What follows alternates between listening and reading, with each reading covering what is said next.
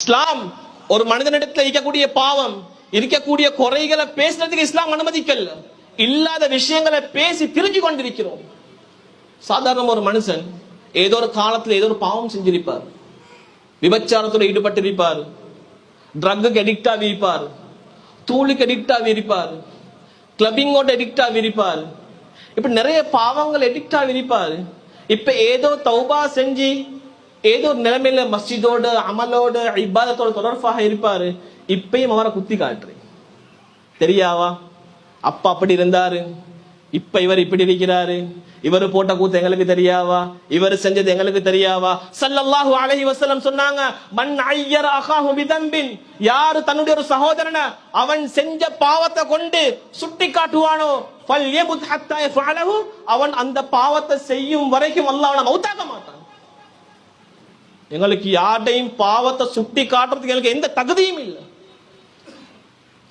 இருக்கிற விஷயத்தை பேசுறதுக்கு இஸ்லாத்துல அனுமதி இல்லை.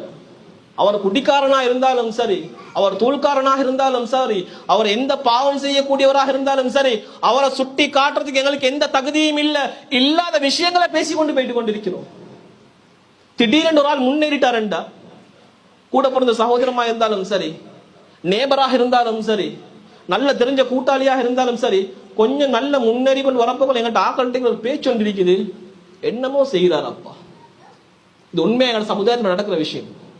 ஒரு கார் வாங்கின, எப்படி வாங்கினா, ஒரு வீடு வாங்கினா, 2 வீடு அப்பா, பஜார்ல 3 கடையாமே, என்ன செய்தார் என்று விளங்குது இல்ல.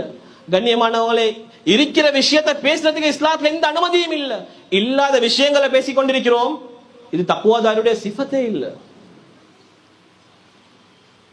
அதே போல ஒரு தக்வாதாருடைய சிஃபத்லையும் ஒரு ஆக முக்கியமான ஒரு சிஃபத், ஹராமான விஷயங்களை விட்டு எப்பயும் தூரமாக இருப்பார். வட்டியாக இருந்தாலும் சரி, அடுத்தவனை பத்தி புறம் பேசுறதும் ஹராம், அடுத்தவன் ஊர்வலாய் தேடுறதும் ஹராம். ஹராமான தொழில், ஹராமான கொடுக்கல் வாங்கல்கள், ஹராமான எடிக்ட், ஹராமான விஷயங்கள் சர்வ சாதாரணமாக இருக்குது. ஒரு தக்வாதாருக்கு இந்த சிஃபத்துகள் நீக்காது. ட்ரக் அடிக்கிறே தானே ஹராம் என்றதை சாதாரணமா விற்கக்கூடியவன் எங்கள் நினைக்கிறான்.